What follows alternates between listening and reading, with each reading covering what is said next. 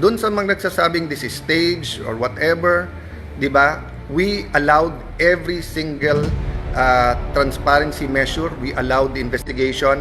In fact, pag akyat namin ng 5th floor, kahit wala sa usapan, sabi po ni Secretary Remulla, ibaba ang mga armas ng USAA.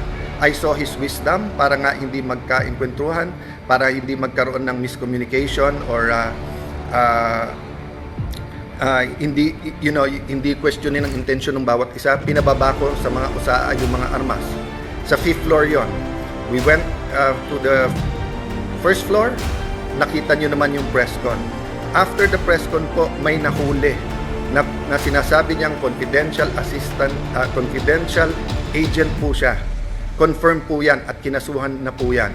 At sinabi din po niya kung sino nag-utos sa kanya na taga-NBI. It is about this time na nagsimula palang mag-iba ng narrative ang NBI.